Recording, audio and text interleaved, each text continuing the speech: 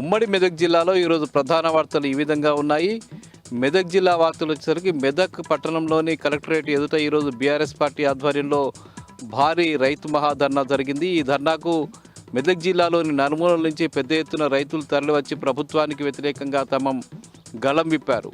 జిల్లాకు సంబంధించిన BRS party అధ్యక్షురాలు స్థానిక మాజీ ఎమ్మెల్యే పద్మా దేవేందర్ రెడ్డి అధ్యక్షతన జరిగినటువంటి ఈ ధర్నాలో మాజీ మంత్రులు తన్నీరు హరీష్ రావు అట్లాగే నిరంజన్ రెడ్డిలు పాల్గొన్నారు. అదేవిధంగా ఇద్దరు ఎమ్మెల్యేలు ముఖ్యంగా సునీత లక్ష్మారెడ్డి అట్లాగే కొత్త ప్రభాకర్ రెడ్డి, మాజీ ఎమ్మెల్యేలు క్రాంతి కిరణ్, శశిధర్ రెడ్డి, మాజీ ఎమ్మెల్సీ శేరి సుభాష్ రెడ్డితో పాటు బీఆర్ఎస్ పార్టీ ముఖ్య నాయకులు కార్యకర్తలు పెద్ద ఎత్తున రైతులు ఈ ధర్నాలో పాల్గొన్నారు. ఈ సందర్భంగా వక్తలు మాట్లాడుతూ ముఖ్యంగా రాష్ట్ర ప్రభుత్వం పూర్తిగా రైతు వ్యతిరేక ప్రభుత్వంగా మారిపోయిందని చెప్పి వాళ్ళు చెప్పడం జరిగింది. ముఖ్యంగా ముఖ్యమంత్రి రేవంత్ రెడ్డి ఇచ్చినటువంటి ఏ ఒక్క హామీని కూడా రైతులకు నెరవేర్చలేదని చెప్పి ఈ సందర్భంగా వాళ్ళు ఆరోపించడం జరిగింది. ప్రధానంగా రైతు రుణమాఫీ అనేది ఇప్పటి వరకు జరగకపోవడం దారుణమన్నారు. అట్లాగే రైతు భరోసా కూడా 2 సార్లు ఎగబెట్టిన ఘనత కూడా రేవంత్ రెడ్డికే దక్కుతుందని చెప్పారు. ముఖ్యంగా రైతు బీమాకు సంబంధించిన డబ్బును కూడా చెల్లించడం లేక రైతులంతా కూడా చనిపోయిన సందర్భంలో వారికి డబ్బులు అందడం లేదని చెప్పి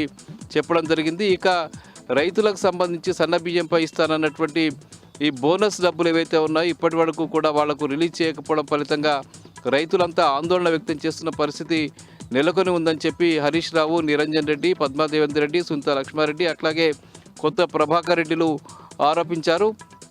ముఖ్యంగా రేవంత్ రెడ్డి ప్రభుత్వానికి వ్యతిరేకంగా పెద్ద ఎత్తున రైతులు గళం విప్పాల్సిన అవసరం ఉందని చెప్పారు. రానున్న స్థానిక సంస్థల ఎన్నికల్లో కాంగ్రెస్ పార్టీకి బుద్ధి చెప్పడం ద్వారా ఆ ప్రభుత్వానికి ఒక హెచ్చరిక జారీ చేయాల్సిన అవసరం ఉందని చెప్పి ఈ సందర్భంగా భక్తులు రైతులకు పిలుపునివ్వడం జరిగింది.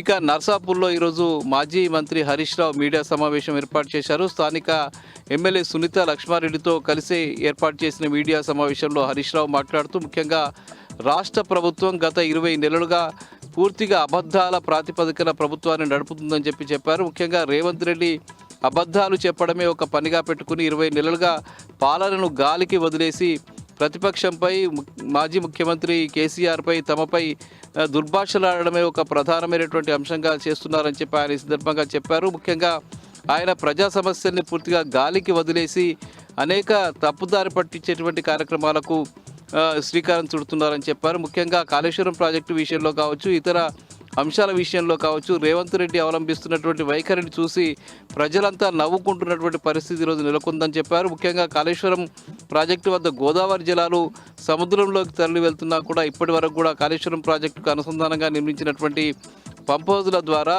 అక్కడ నీళ్లు నింపడానికి కనీస చర్యలు తీసుకోకపోవడం దారుణం అని చెప్పి ఈ సందర్భంగా చెప్పారు. అటువైపు కృష్ణా నీళ్లు తరలిపోతున్నా, ఇటువైపు గోదావరి నీళ్లు తరలిపోతున్నా కూడా రేవంత్ రెడ్డికి రైతులకు నీళ్లు అందించాలనే కనీస జ్ఞానం లేకపోవడం దారుణమని చెప్పి ఈ సందర్భంగా ఆయన చెప్పడం జరిగింది. ముఖ్యంగా రేవంత్ రెడ్డి ప్రభుత్వానికి వ్యతిరేకంగా ప్రజలు మరోసారి ఉద్యమం చేయాల్సిన అవసరం ఉందని చెప్పి ఆయన ఈ సందర్భంగా చెప్పారు.